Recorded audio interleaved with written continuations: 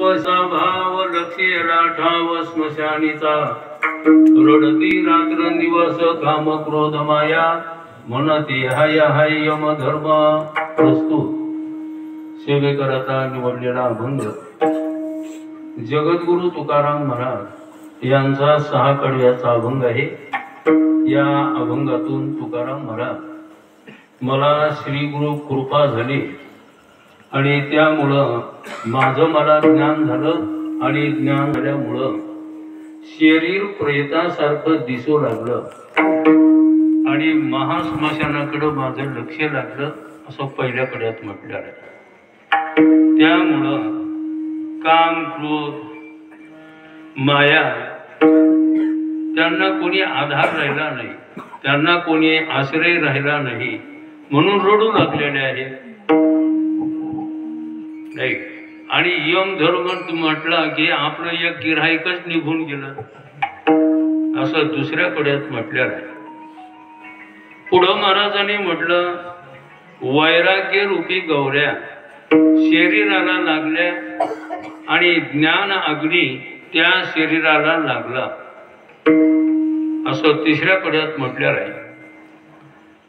पुढच्या कड्यामध्ये महाराज म्हणतात गट फिरवला आणि पायावर फोडला आणि बोंब मारली असं चौथ्या कड्यामध्ये म्हटलेलं आहे। पुन्हा नामरूपाला तिळांजली दिली आणि शरीर ज्याचं होतं त्याला देऊन टाकलं असं 5व्या कड्यामध्ये म्हटलेलं आहे। हे सगळं जे घडलं हे मला फक्त गुरुकृपा झाली आणि शरीराची राख झाली हे शेवटच्या कड्यात म्हणतात विठ्ठला विठ्ठला।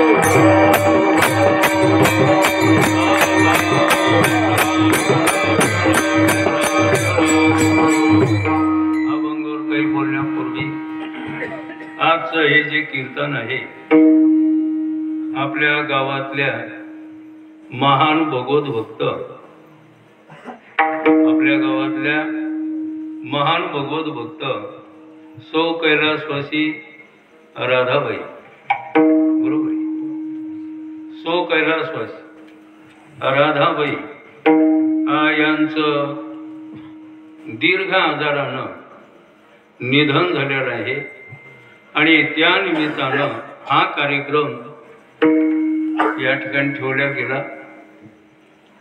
त्या जरी समजा आपल्यातून गेल्या तरी पण त्यांनी चांगल्या पुत्राला जन्म देऊन गेल्या विठ्ठला विठ्ठला।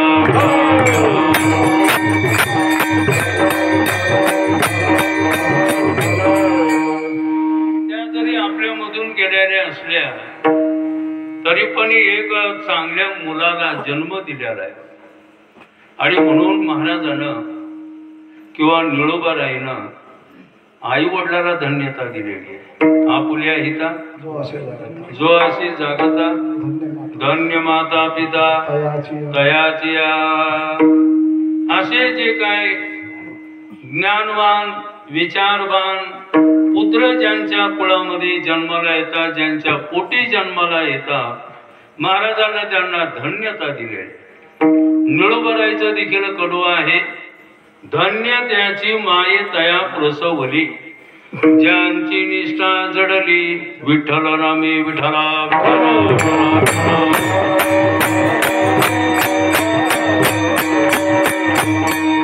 आम्ही गंगा स्नानाला राजा टाकडीला 1 महिना राहिलो काय बरोबर आहे राजा टाकीकर आहे 1 महिना गंगा स्नानाला मधुकरी मागून राहायचं ठरलं पण मधुकरी मागू दिली नाही कारण कोणाची ओळख नाही।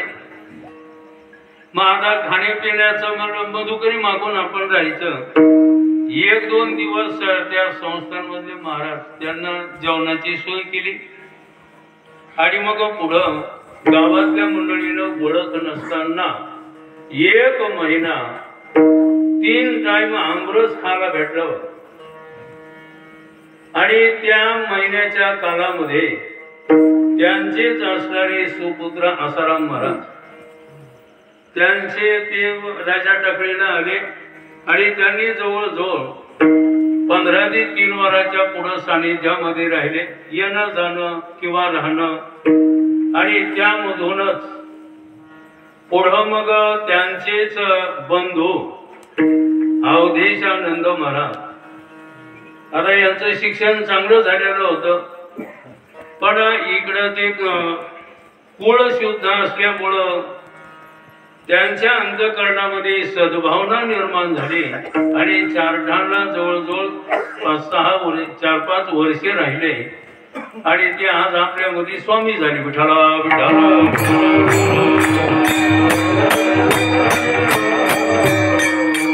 दुसरा एक त्यांचा मुलगा आहे, काय नाव त्यांचं?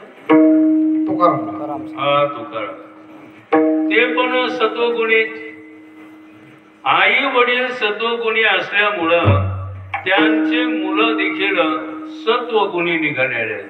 गीता भागवत करीती आणि सांगती विठ्ठला विठ्ठला.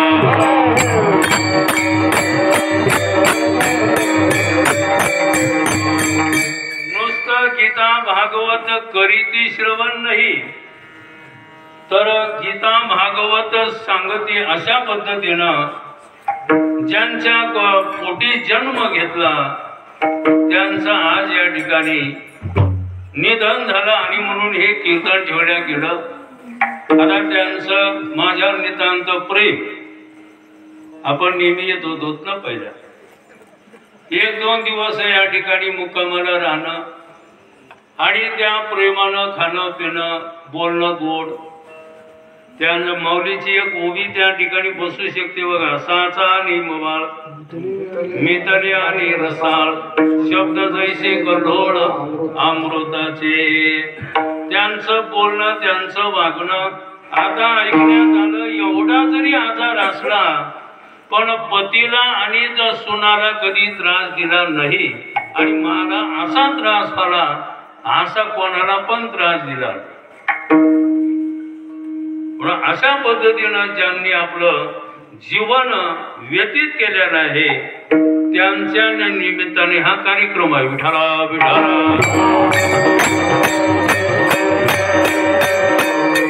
खाली बसणाऱ्या मंडळीनं जरा भजनच केलं पाहिजे. विठ्ठला विठ्ठला.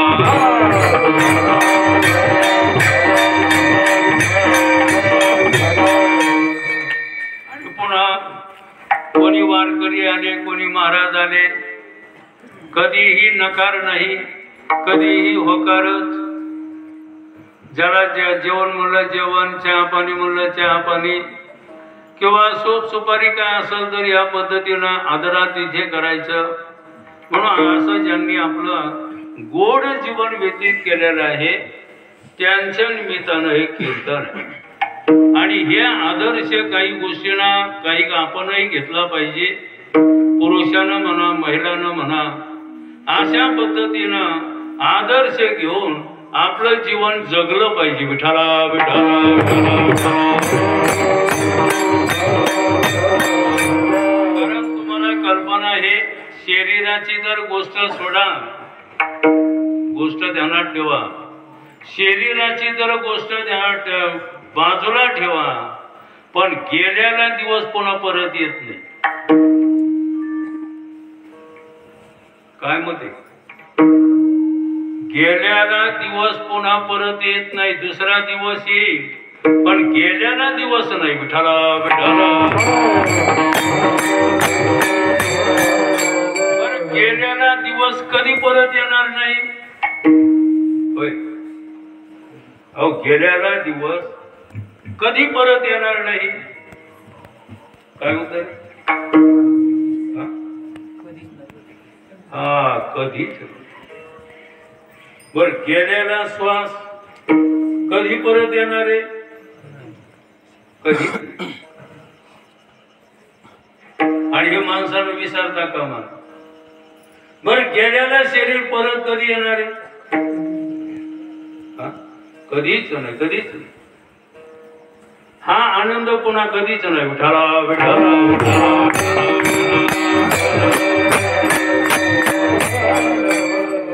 असा टाळ वाजायला कधी मिळणार? अशी चाल म्हणायला कधी मिळणार? असा पकवाज वाजायला कधी मिळणार? असा ऐकायला कधी मिळणार? हा अहो टाळ कधी वाजायला लागलं आता हातच हारा लागले का टाळ वाजवते हात म्हणते आता बंद झाला आता पहिल्याने काही केलं नाही आता कशाला हात टाळ घेतो हातात प्रत्येकानं ध्यानात ठेवायचं गेलेला दिवस गेलेला श्वास आणि गेलेलं शरीर पुन्हा कधीही येणार नाही कारण हे आरंभ आणि शेवट आहे विठ्ठला विठ्ठला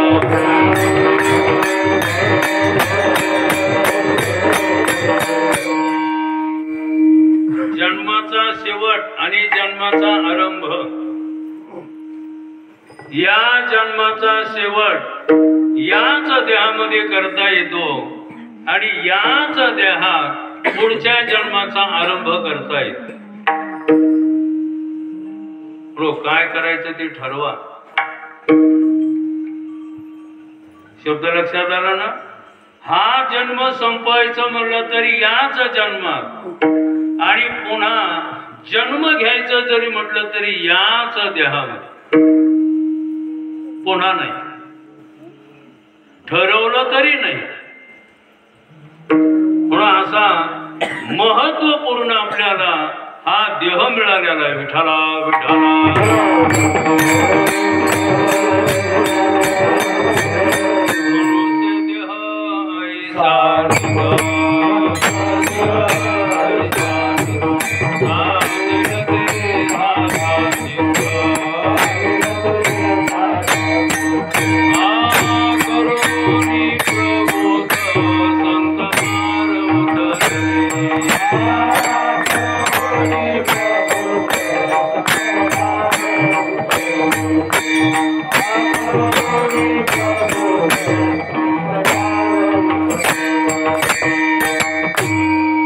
मनुष्य देहायसा निध साधेल ते साधा सिद्ध करोनी प्रबोध संत पार उतरले तुम्हाला जे मिळवायचं ते याच देहामध्ये मिळवता येतं एवढी गोष्ट लक्षात ठेवा जे मिळवायचं ते याच देहामध्ये मिळवता येतं बाकीच्या देहामध्ये आहे तेच भोगावं लागतं बाकीच्या देहात आहे तेच भोगावं लागतं मिळवता काही येत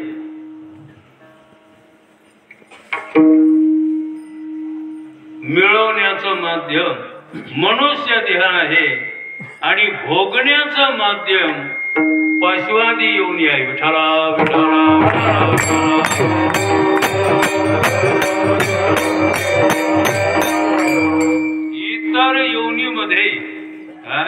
इतर योनीमध्ये भोग भोगण्याशिवाय पुन्हा काहीच नाही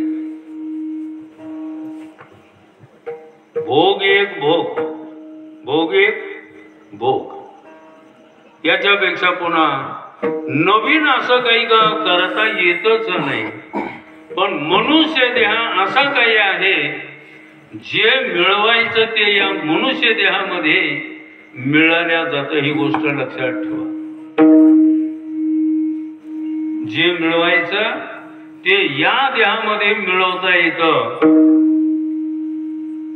कोणतंही इहलोकातलं पद या देहातच मिळवता येतं परलोकातले जे काही पद आहेत ते या देहातच मिळवता येतं आणि पुन्हा या देहात देव पण होता येतं विठ्ठला विठ्ठला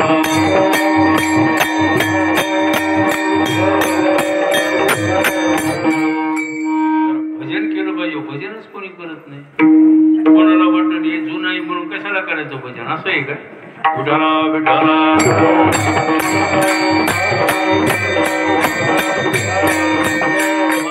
जुना असल्यावर तर जास्त उल्हास दाखवला पाहिजे होय जुना असल्यावर जास्त उल्हास दाखवायला पाहिजे का खाली माना टाकायला पाहिजे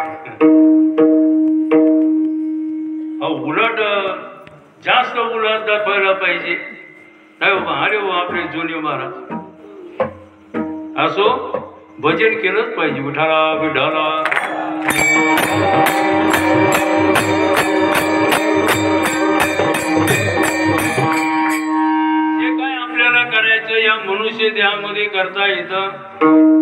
साधू संतांनी आपल्याला दाखवून दिलेला आहे की साधू संतांना या देहामध्ये देव देखील मिळवला.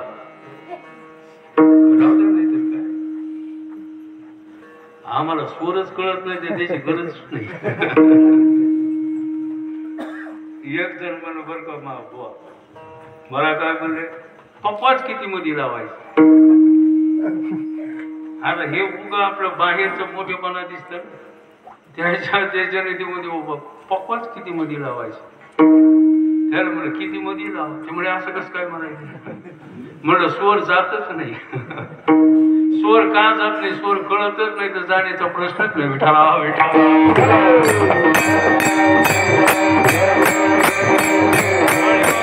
बोला.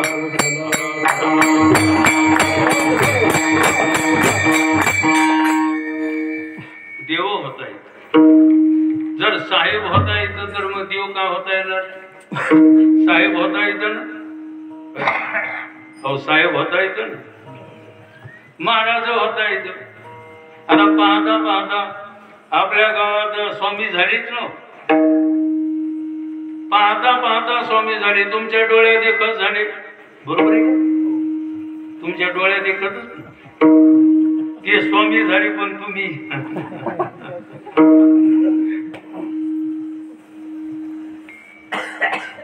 सांगायचा तात्पर्य अर्थ एवढा, महाराज होता येतं, साहेब होता येतं, पुन्हा पशु होता येतं, पक्षी होता येतं, देव होता येतं. पण देव होण्याकरता गुरुची कृपा लागते हे ध्यानात. काय हे नुसतं वाचल्यानं किंवा पाठ केल्यानं शब्दज्ञान होईल, पण अनुभवी ज्ञान नाही. विठाला विठाला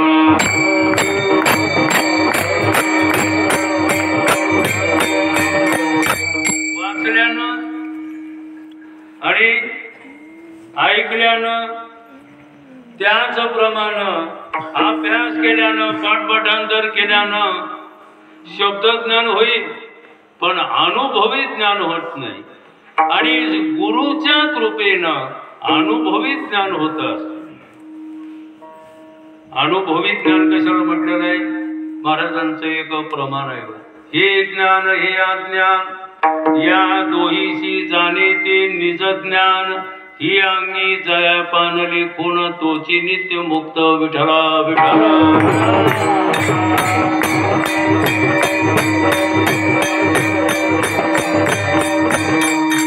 शब्दानं सगळीकडे परमात्मा आहे असं ज्ञान होत असत. सगळीकडे परमात्मा आहे असं शब्दानं ज्ञान होत असत, पण सगळ्यातच परमात्मा आहे हे श्री गुरु कृपेनं ज्ञान होत असत. म्हणून श्री गुरु कृपा होणं गरजेचंच आहे.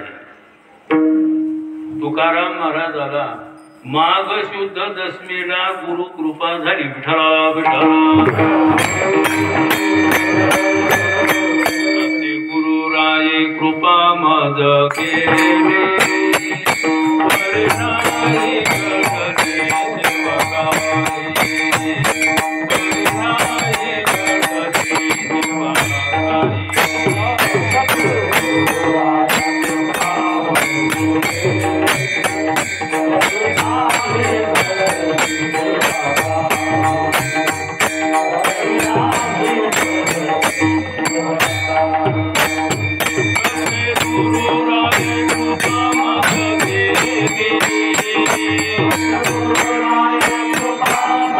Thank you.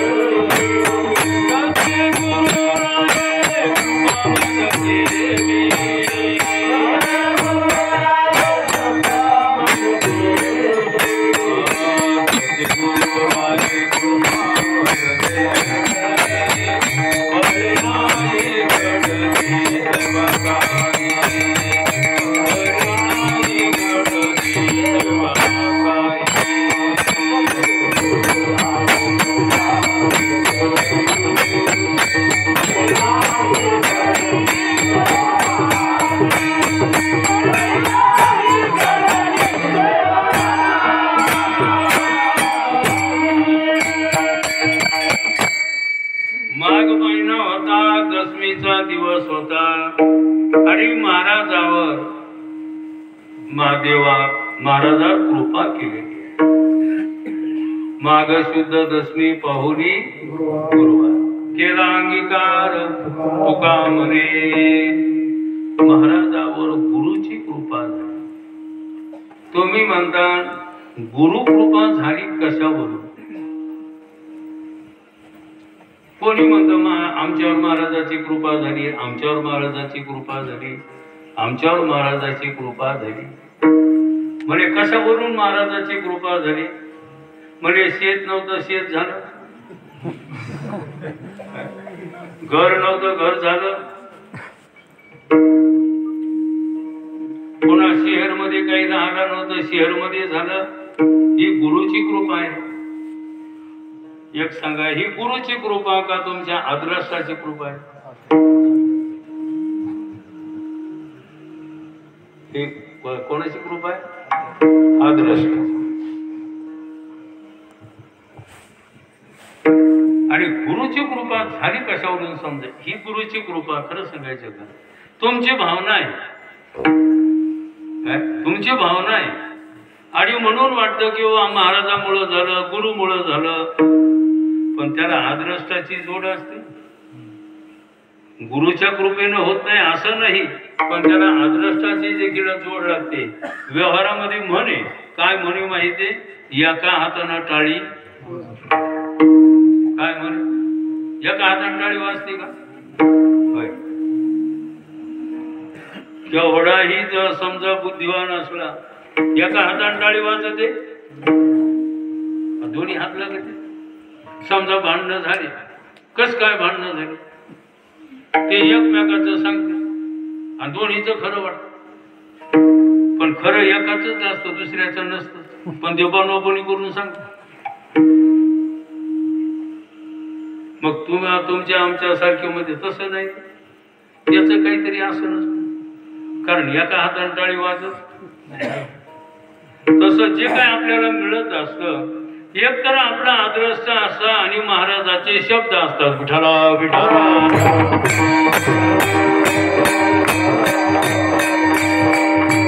एखाद्या वेळेला याला गुरु कृपा म्हणता येईल, पण सत्य कृपा कशाला म्हणायचं? तर त्याचं लक्षण महाराजांना पहिलं झालं प्रेतरूप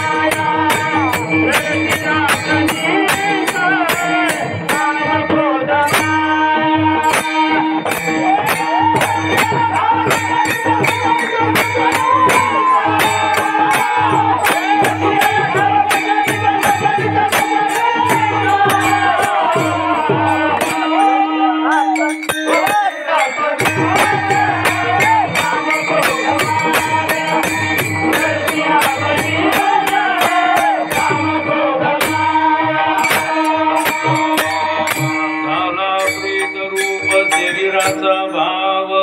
लक्ष्यला ठाव स्मशानीचा. गुरुची सत्य कृपा झाली. कशावरून ठरवायचं? तर महाराजांना म्हटलं शरीर हे प्रेतासारखं झालं. जसं प्रेताला खोटं समजल्या जात, मिथ्या समजल्या जात, तसं गुरुकृपेचं फल म्हणजे शरीर हे मिथ्या वाटू लागतं आणि खोटं वाटू लागतं. बघा आता एक ध्यानात ठेवा, खोटं असूनही आपल्याला खोटं वाटतं का खरं वाटतं? अहो खोटं असूनही खोटं वाटतं का खरं वाटतं?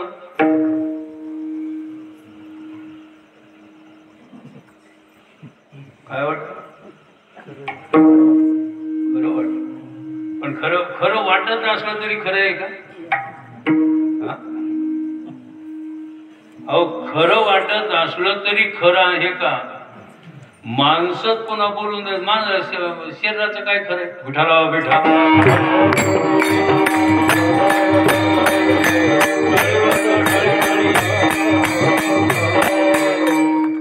शरीर खरं वाटत असलं तरी पण शरीर खरं वाटत नाही, कारण बोलून दाखवल्या जातं.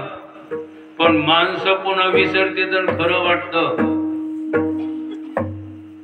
बरं हे धडधड आहे, आपल्या काही गोष्टी लक्षात येतात. देह खोटा आहे, मिथ्या आहे हे आपल्याला लक्षात येतच ना. शरीराची होय माती, शरीराची माती होते हे कोणाला माहित नाही. शरीराचं राख होते, जाळल्यावर काय होतं? सोनं होतं का राख होते? अहो जाळल्यावर काय आपल्या इकडे माणसं जळत नाहीत, कोणीच बोला. जाळल्यावर काय होतं? राख होते का सोनं होतं? राखच होते. कोणाच्या शरीराची राख होते? कोणाच्याही. महाराज का असं, महाराजाच्या शरीराची काय होते? राखच होते. आणि ती राख मातीमध्ये मिसळते, शेवट मातीच होते ना. हे जे आता जे उभा राहिले, खाली बसले, सांगायला लागलेत, हात इचकू इचकू सांगायला, समजा मीच ना. पण एक दिवस याची माती होणार, ध्यानात ठेवा. पण हे गुरुकृपेनं कळत असतं, नुसतं वाचल्यानं नाही. विठाला विठाला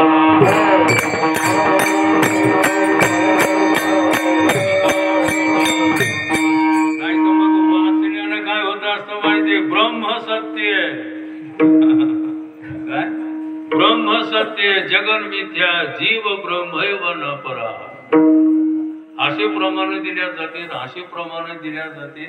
या पुराणातलं त्या पुराणातलं, त्या पुराणातलं या वेदातलं त्या वेदातलं, असे काही पुराण सांगितल्या जातात वचन. पण त्याला खोटं वाटतच नाही. प्रमाण देऊन सांगितल्या जात नाही का? वाटत नाही. बरं प्रमाण खोटे नाही, बरं सांगणं खोटं नाही, पण वाटत नाही हे मात्र खरंच. विठाला विठाला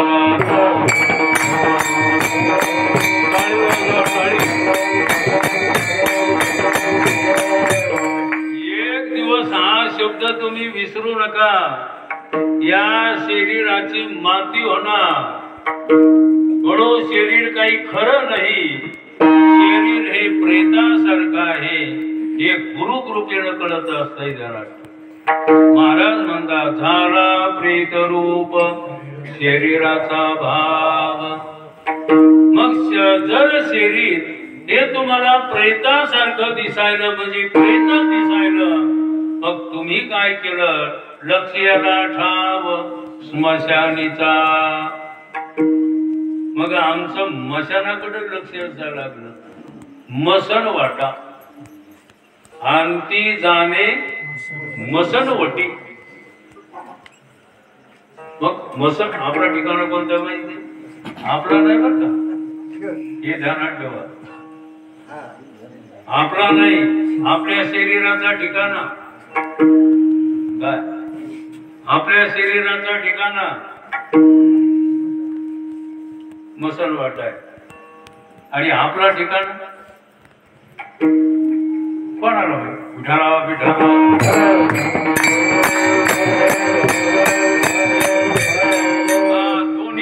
दोन ठिकाण आहेत हे ध्यानात ठेवा. शरीराचा ठिकाणा मसन वाटा आहे आणि आपला ठिकाणा आपण. आपला ठिकाणा आपलं घर पण नाही, आपला ठिकाणा गाव पण नाही, आपला ठिकाणा देश पण नाही आणि आपला ठिकाणा जग पण नाही. नाही, आपला ठिकाणा स्वर्ग नाही, वैकुंठ नाही, कैलास नाही, ब्रह्मलोक नाही, नरक नाही. आपला ठिकाणा आपणच आहे. हे फक्त गुरुकृपेनं कळतं. विठाला विठाला.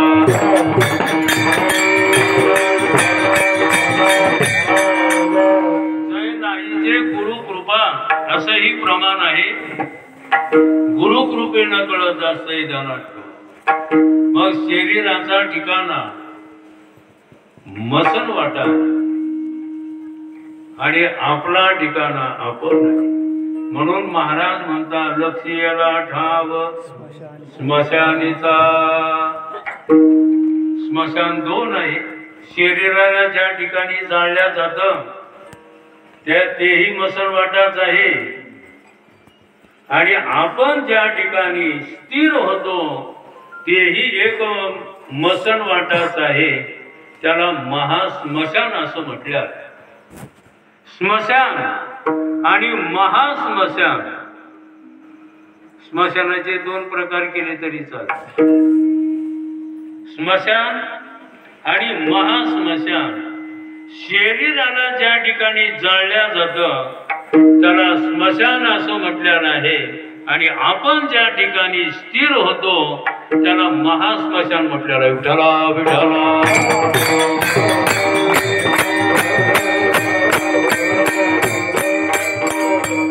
आपण ज्या ठिकाणी स्थिर होतो ते म्हणजे सोच्या ठिकाणी, परमात्म्याच्या ठिकाणी. आणि हे महास्मशान आहे. कोण? परमात्मा किंवा आत्मा म्हणा, परमात्मा म्हणा, ते महास्मशान आहे. आणि मग महाराजांचं त्या महास्मशानाकडे लक्ष लागलेलं आहे. आता लक्ष कशातच राहिलं नाही. आता आपलं लक्ष यात नाहीच. आपलं लक्ष घरदार, बायका, पोरं, गाडगे मुडके याच्यामध्येच आपलं लक्ष. आपलं लक्ष कशात ध्यानात ठेवा. जे राहत नाही त्याच्यात आपलं लक्ष आहे आणि जे राहतं त्याच्यात आपलं लक्ष नाही. विठाला विठाला.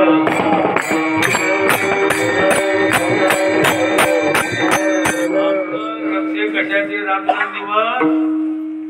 जे आपल्या जवळ राहत नाही त्याच्यात आपलं लक्ष आहे. जे आपल्यापासून जात नाही त्याच्यात आपलं लक्ष नाही.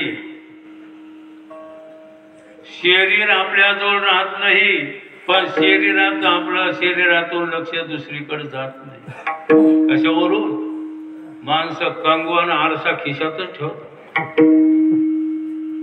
आता कंगव्याला आरशाचं काम नाही. मोबाईल कवाय मोबाईल काढतात तोडच पाहतो. म्हणजे लक्ष कशात? हो, लक्ष कशात? तोंडात. तोंड चांगलं दिसलं पाहिजे. माणसं केस थोडे पण इकडे तिकडे होऊ देत लगेच कंगवा. विठाला विठाला.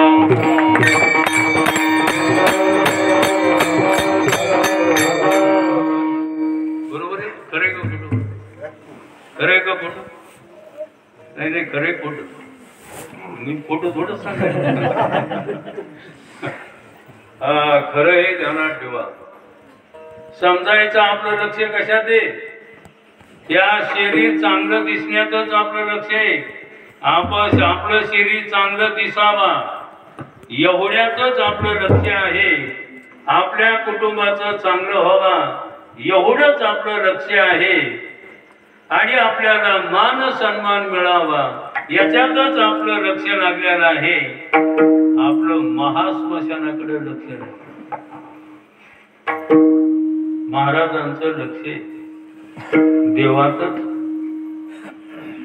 आणि लक्ष लागत नव्हतं त्यावेळेला तुकाराम महाराज देवाला म्हणायचे, देवा माझे मन लागो तुझे चरणी, देवा माझे मन लागो तुझे चरणी, देवा माझे मन लागो तुझे चरणी,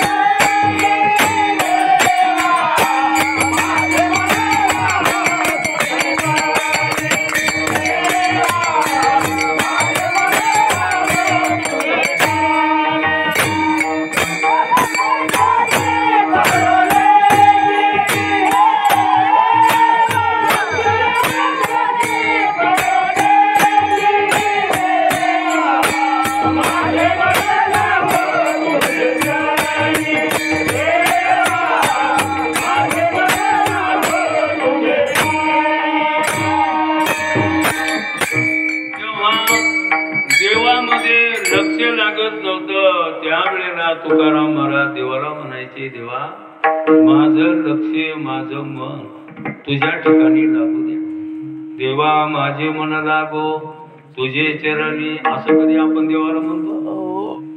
सांगा बरं, कोण म्हणतं असं देवाला? देवा माझं मन इकडं तिकडं फिरायला रे, तुझ्या चरणाजवळ राहू दे बरं. असं कधी कोणी म्हणतं? विशेष नाही. विठाला विठाला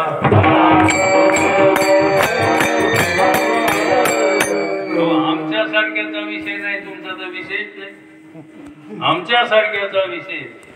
आम्ही कधी देवाला म्हणू का देवा आमचं मन जागेवर राहत नाही, जागेवर राहू दे असं देवाला कधी प्रार्थना नाही. आमचं मन आमची प्रार्थना एवढीच असते, याच्यापेक्षा चांगली गाडी भेटू दे.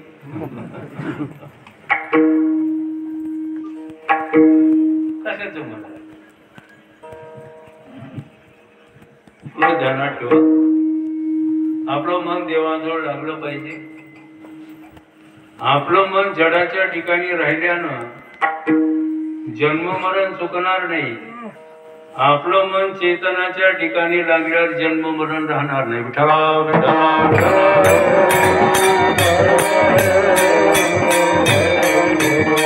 महाराजाला माहित होत, जडाच्या ठिकाणी जर मन राहिलं तर पुन्हा जन्म मरण मिळन. म्हणून महाराजाचं लक्ष चेतनाकडं म्हणजे महास्मशानाकडं लागलं. लक्ष याला ठाव स्मशानेचा. शरीर प्रेतासारखं झालं आणि स्मशानाकडं लक्ष लागलं. त्यामुळं झालं काय, महाराजांना दुसऱ्याकडे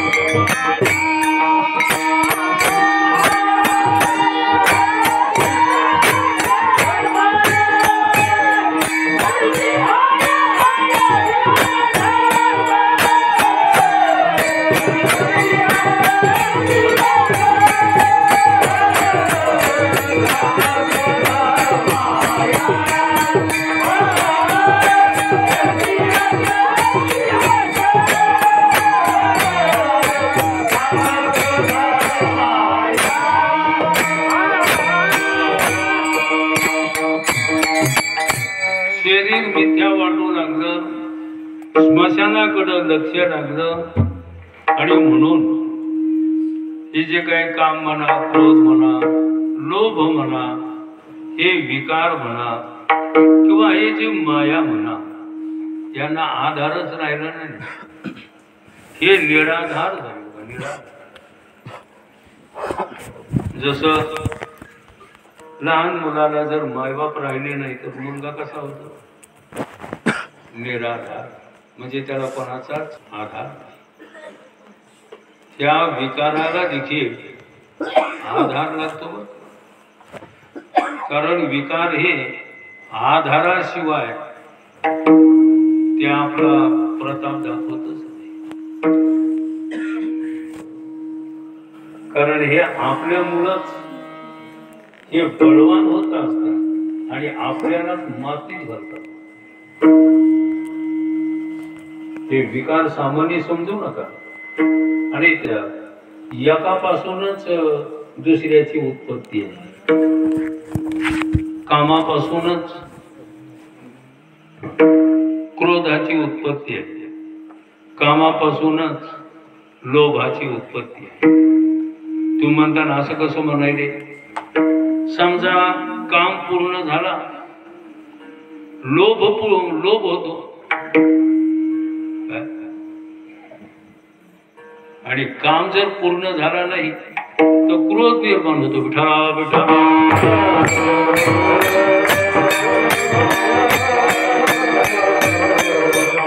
काम म्हणजे इच्छा. समजा इच्छा पूर्ण झाली की तिथं लोभ निर्माण होतो आणि इच्छा नाही पूर्ण झाली की तिथं क्रोध निर्माण होतो. मग एकाच नाण्याच्या दोन बाजू आहेत. एका नाण्याच्या दोन बाजू आहेत. काम, मग कामच नाही तेथे क्रोधची कैसा, तेथे कैसे भांडण. रामगड्याची आवडी मोठी म्हणून लंके फिरले. म्हणून इच्छाच राहिली नाही पाहिजे. नाथ महाराजांना वेगळ्या पद्धतीनं म्हटलेलं आहे, इच्छा मुरळीस पाहू नका पडा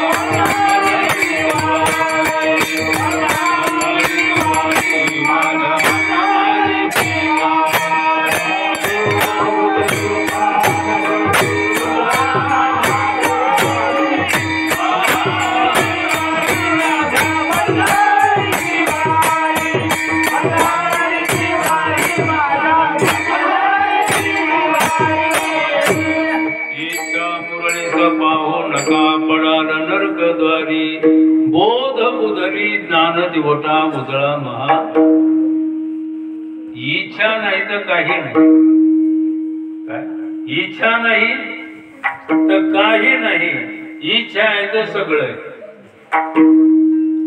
मग सद्गुरु गुढे बाबा म्हणायचे, इच्छा असावी का नसावी? वेगळ्या पद्धतीने प्रश्न करायचे. इच्छा असावी का नसावी? असावी म्हणलं तरी अडचण आणि नसावी म्हणले तरी अडचण. विठ्ठला विठ्ठला.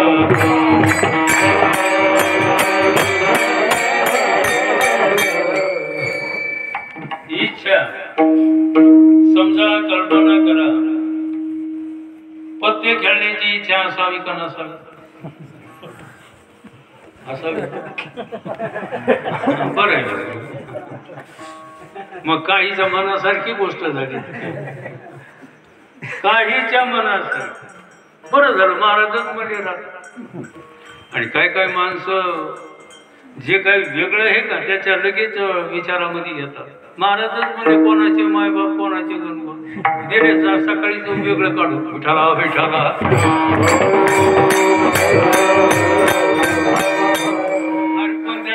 अर्थ लक्षात घे ना, कोणाचे मध्ये याचा अर्थ काय केलं हे ध्यानात घे ना. मग पत्ते खाण्याचं असावा इच्छा नाही. मग ज्ञानेश्वरी वाचन करण्याची इच्छा असावी का नसावी? असा वाचावी ज्ञानेश्वरी, डोळा पहावी पंढरी, ज्ञान होया ज्ञानाशी. एक शब्द सांगायचं, इच्छाच माणसाला नरकात टाकणारी आणि इच्छाच माणसाचा उद्धार करणारी. विठ्ठला विठ्ठला.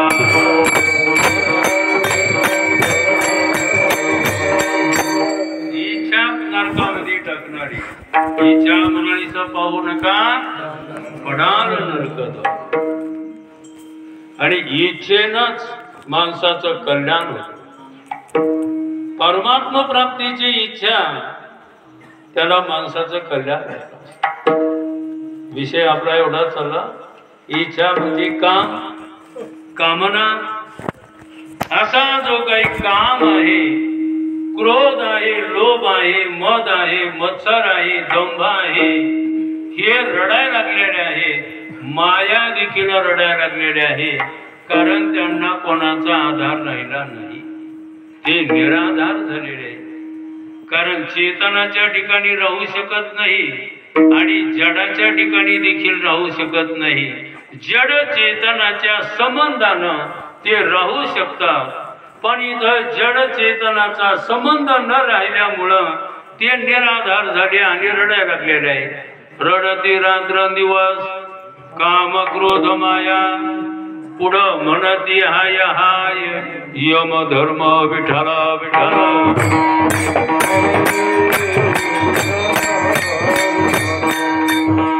जो यम आहे शेवट आपल्याला घेऊन जातो ना. यम येईल चालून, प्राण जाईल घेऊन.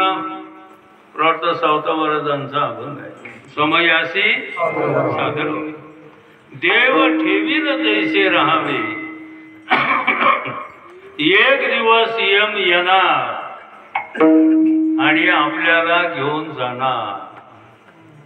हे कोणीही विसरता कामा नये.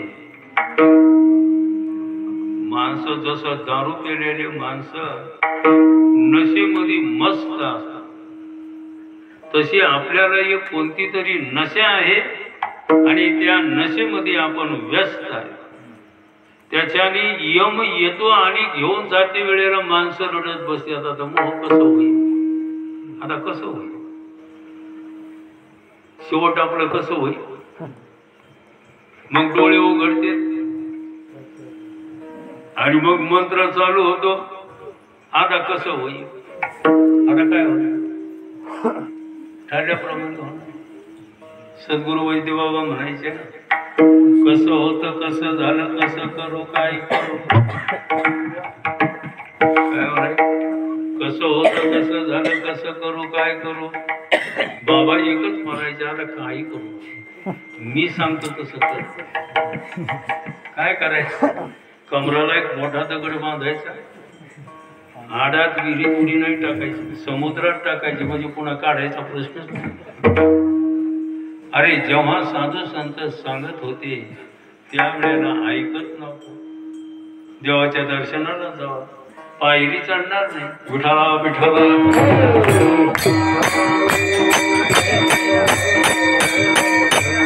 कीर्तनाला आला पाहिजे, ऐकणार नाही.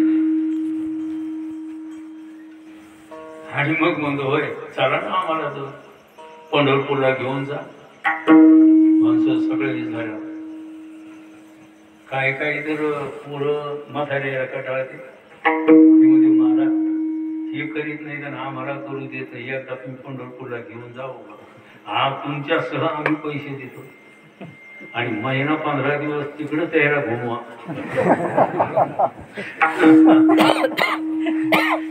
हो ना, हे करीत नाही तर आम्हाला करू देत नाही. विठ्ठला विठ्ठला.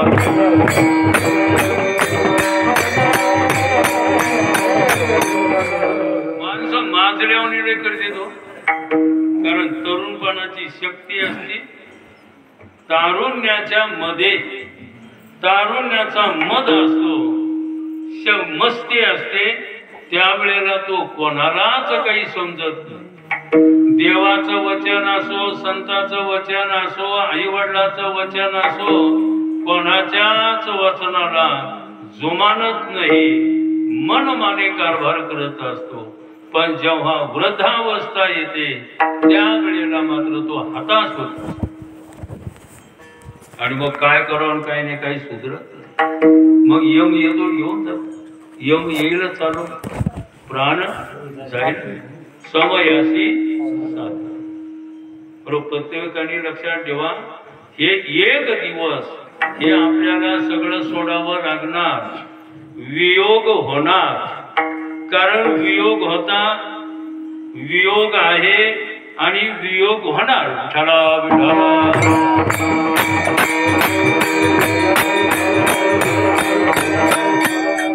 तीन शब्द वापरले, वियोग होता, वियोग आहे आणि वियोग होणार. हे कोणीही विसरता कामा नये. म्हणून अगोदरच आपण आपली तयारी करून ठेवा.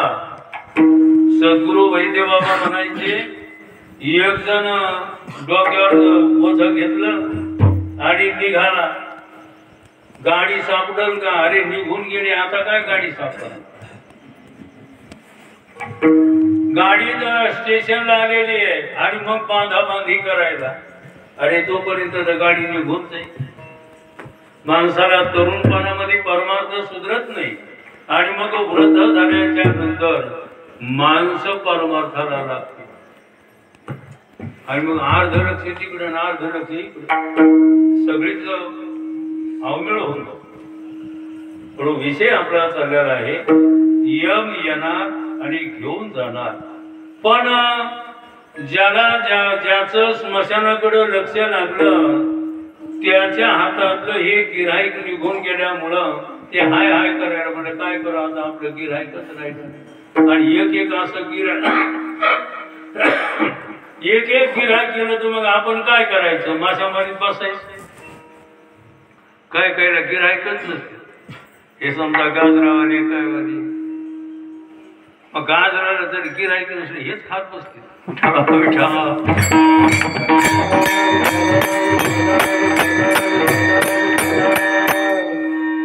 मग एक एक एक एक खाते आणि मग एखादा गिऱ्हाईक खाता खाताच देते. तसं यमाने विचार केला, एक एक गिऱ्हाईक जर आपल्या हातात गेलं तर मग कसं होईल, म्हणून यम हाय हाय करायला लागलेला आहे. रडती रात्रंदिवस काम क्रोध माया, म्हणती हाय हाय यम धर्म. आणि मग आता हे शरीर प्रेतासारखं वाटायला लागल्यामुळं त्याची व्यवस्था कशा पद्धती तर पुढे सांगितलं. वैराग्याच्या शरीराला शरीरा,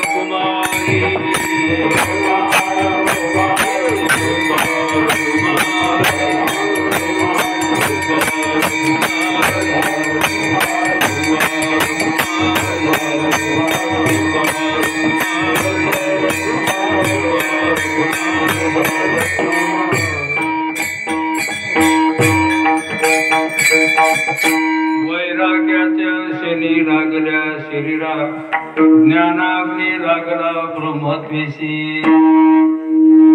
जसं प्रेताची व्यवस्था केल्या जाते तशी प्रेतासारखं शरीर दिसायलं. मग त्याची कशी व्यवस्था लावली महाराजांना तिसऱ्याकडे असं. मग गौऱ्या जमा केल्या. मग कोणत्या गौऱ्या जमा केलेल्या आहेत तर वैराग्य रूपी गौऱ्या. वैराग्य रूपी गौऱ्या जमा केलेल्या आहेत आणि त्यावर या शरीराला ठेवलं आणि ज्ञान अग्नी लावला. ज्ञान अग्नी लावलेला आहे. वैराग्याच्या शनी म्हणजे गौऱ्या. वैराग्याच्या शनी लागल्या शरीरा ज्ञानाग्नी लागला ब्रह्मतेशी. आता या ठिकाणी ज्ञान म्हणजे विवेक घेतलं तरी चालतं. विवेक आणि वैराग्य. कारण महाराजांचंही प्रमाणे विवेकासहित वैराग्याचे फळ आणि धगधगीत ज्वाळा अग्नी जायचं. वैराग्य आणि विवेक हे शरीराला लागलेलं आहे. आणि शरीराला लागल्याच्या नंतर महाराजांना पुढं सांगितलं काय केलं. मग फिरविला घट फोडीला चरणी महावाक्य दोन्ही बोंब झाली. फिरविला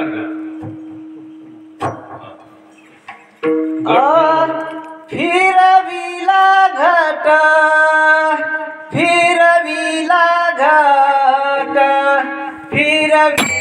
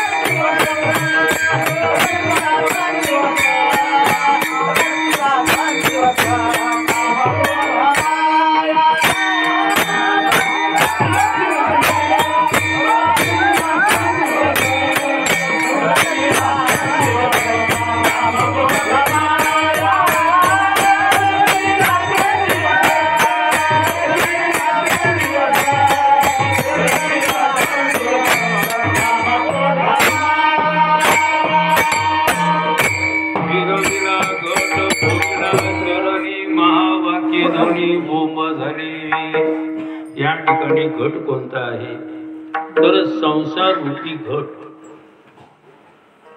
पायावर फोडल्या आणि तिथं महावाक्य दोन्ही बोंब झाले. बोंब मारावं लागते. या ठिकाणी बोंब मारली पण कोणती बोंब मारलेली आहे महावाक्य. आता महावाक्य कशाला म्हटलेलं आहे. वाक्याचे दोन प्रकार आहेत अवांतर वाक्य आणि महावाक्य. ज्या वाक्यामध्ये जीवाचं किंवा परमात्म्याचं वर्णन केलं जातं त्याला अवांतर वाक्य म्हटलं. आणि ज्या वाक्यामध्ये जीव आणि परमात्मा एक आहे असं सांगितलं जातं त्याला महावाक्य म्हटलं. तत्वमसी विद्या ब्रह्मानंदे सांग तोची झाला अंग. तुका आता बोंब मारली म्हणजे आता हे सर्व शरीराचा संसाराचा संबंध तुटला. आता घट फोडला म्हणजे संबंध तुटला असं मात्र महावाक्यानं काय बोंब मारलेले आहे. म्हणजे आता कोणाचा संबंध ऐक्याशी उरला नाही असं पुन्हा महाराजांचं प्रमाण आहे. संबंध ऐक्याशी आता संबंध कशाशीच राहिला नाही. आता फक्त ऐक्य जीव आणि ब्रह्म ऐक्य एवढाच संबंध राहिला किंवा नामाशी संबंध राहिला नाही. संबंध ऐक्याशी उरला नामी सर्व एक झालेला आहे. आणि तिथं महावाक्य दोन्ही बोंब झाले. महावाक्य म्हणजे सर्व एकच आहे किंवा जीव आणि परमात्मा एक आहे असं सांगितलं जातं त्याला महावाक्य म्हटलेलं आहे. म्हणजे हे महावाक्यानं ज्ञान या ठिकाणी प्रतिपादन केलेलं आहे. त्या पुढं काय केलं. आता टाइम झाला आपला. दिली तिळांजळी कुळनाम रूपाशी शरीर ज्याचे त्याशी समर्पिले. हे कुळ हे नाम हे रूप हे सर्व याची तिळांजळी दिलेली आहे. म्हणजे याचा पण संबंध तोडला आहे. हे सगळं तोडातोडी करू लागतो. तोडातोडी म्हणा सोडातोडी म्हणा. परमार्थ परमार्थ म्हणजे काय. हे सगळं सोडत चालणं त्याला परमार्थ म्हणजे आपण जोडीत चाललो. आपण जमा करत चाललो. आपण सोडासोडी कुठे करायचं. हे नाम म्हणा रूप म्हणा कुळ म्हणा अविद्या अभिमान हे कुळ आहे. हे सर्वांचं कुळ कोणतं माहिती. अविद्या आणि अहंकार हे सर्वांचं कुळ आहे. याला पण तिळांजळी दिली म्हणजे याचा त्याचा आपला संबंध तोडला. आणि नामरूपाचा देखील संबंध तोडलेला आहे. आज शरीर ज्याचं होतं त्याला देऊन टाकलं. नाही पिंडदान केलं जातं. पिंडदान करणं म्हणजे काय. त्या शरीराचं शरीर रूपी पिंड तिथं त्या गंगेला काय केलं जातं अर्पण केलं जातं. आपण तुम्हाला माहिती आहे का आपल्या हातानंच आपण पिंडदान करू शकतो. करायचं का कोणाला. नाही पिंडदान करायचं कोणाला.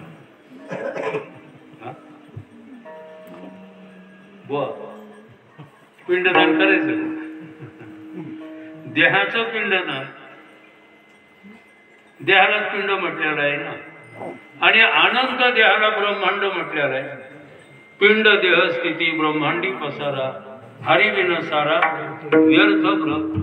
एका देहाला पिंड म्हटलेलं आहे.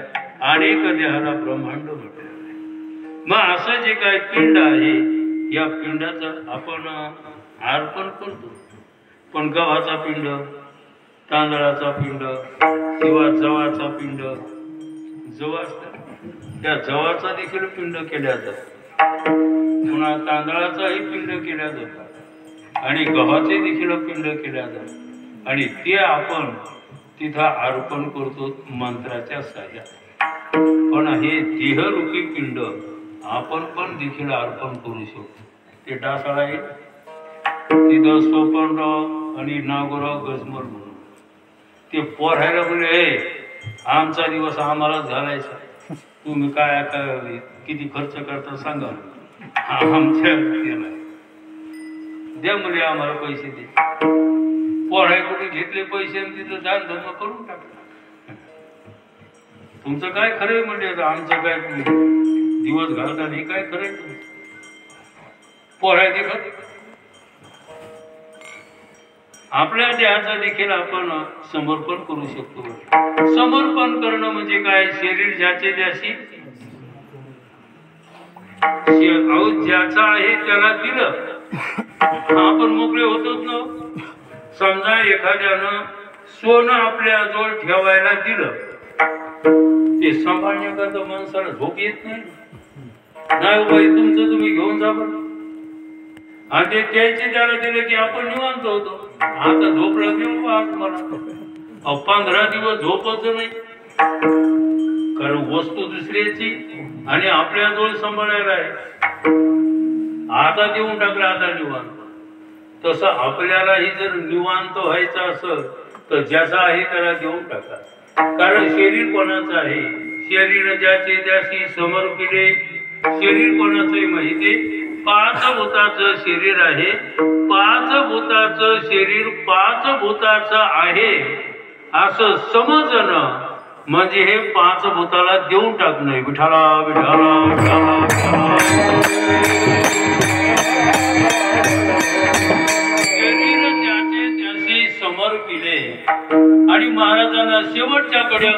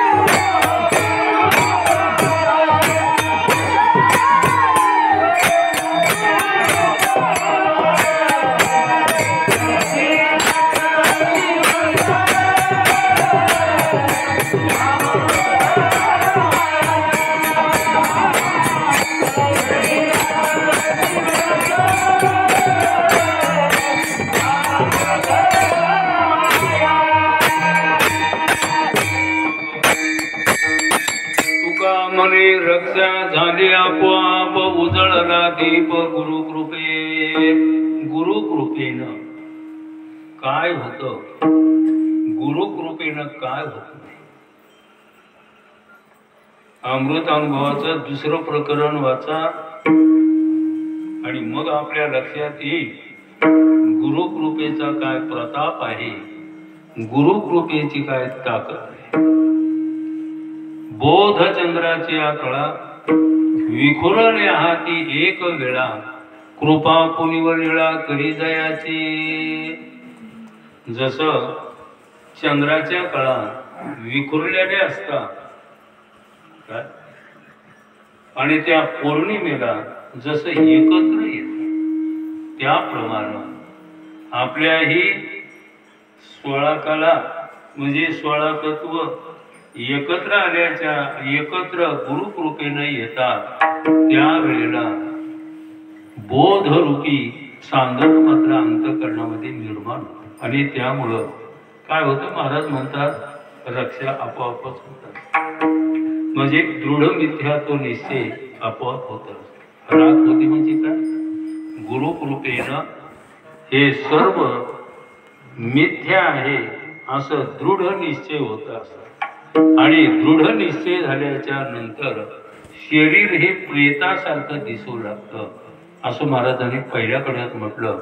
झाला प्रेतरूप शरीराचा भाग, लक्षेला ठाव स्मशानीचा, रडती रात्रंदिवस क्रोध माया, मनती हाय हाय यमधर्मा.